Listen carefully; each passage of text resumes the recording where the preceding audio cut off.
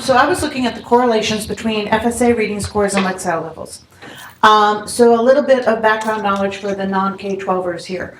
FSA reading, Florida State Assessment, as Lori had said, replaced FCAT. And I was only looking at their reading scores. The Lexile level, this district in Southeast Florida, Southeast America, Southeast United States, uses a program called Achieve. It's a computer-based program that each student from 3rd grade through 12th grade uses to measure their Lexile level. Their Lexile level is their reading, their grade level equivalency for their reading. The Achieve assesses them on a test that gets harder or easier based on their responses to the test. That spits out a Lexile score within a band to show whether they're reading on grade level, below grade level, or above grade level. And all 3rd graders have access to this program. Once it gives them a Lexile level, they take 3 tests during the year, beginning, mid, and at the end of the year to assess their Lexile score, but it also has activities throughout the year that they do to improve their reading score. So it's differentiated, it's independent, very little direct teaching with them. It's all computer-based. If they're reading below grade level, the district uses another reading program to focus in on specific reading skills to help the student work on their reading ability. With the Lexile score, it has writing pieces to it. It has, it's all basic comprehension, but it teaches them how to read an article and answer the questions. And it also gives an awful lot of nonfiction pieces, which we know students need more access to than fiction pieces.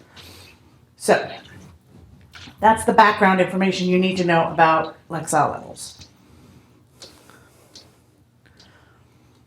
Okay, so my problem statement was, are FSA 4th grade reading scores predictors of a student's Lexile score?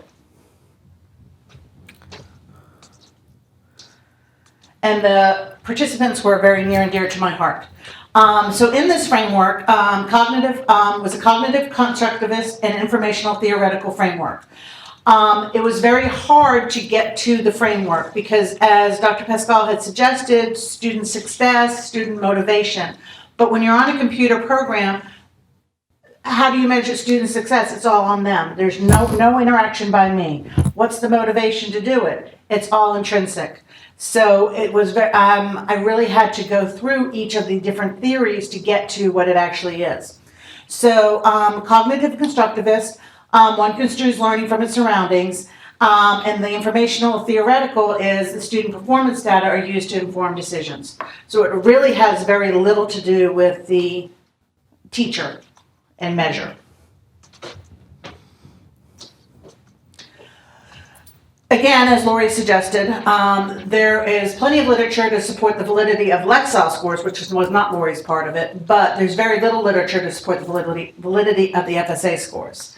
There was a statement put out from Florida DOE in a newspaper article where a source says that it is valid, but I went back to read the whole technical report that they had referenced, and there's no reference in there about the validity of FSA. So, wow, you took it to him. I was like, okay, so let me go back and find it, but it really did a lot of back research in trying to get to where I needed to be. But it talks about sections of the test are valid, but the whole test is not valid and can't be proven, which is the whole rub of the FSA, because our VAM scores just came out, which is our value added model for how teachers are assessed, and it's based on your FSA scores and growth, but what are you measuring if the test isn't valid? So a lot of sticky wicky political pieces within this, and a lot of money attached to the FSA. Methods and methodology.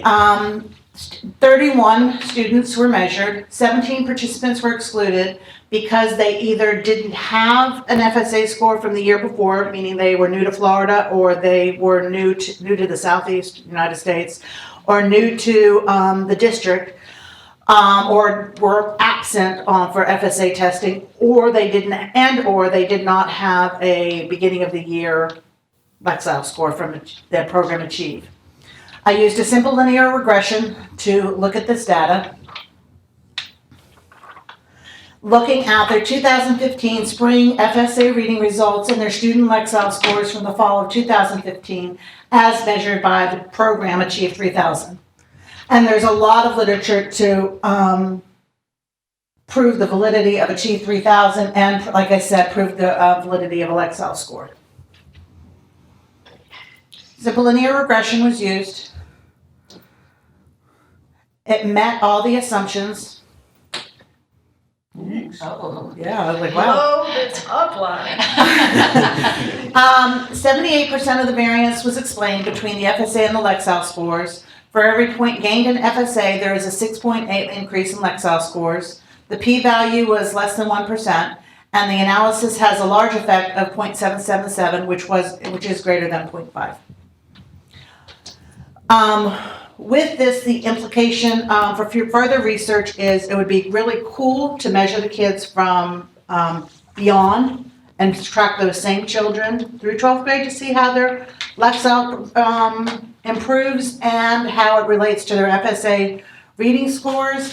It also goes to the validity of the FSA, and it also goes to continuing to track these students, this teacher's student population to see how they do. And if there continues to be a correlation. Any questions?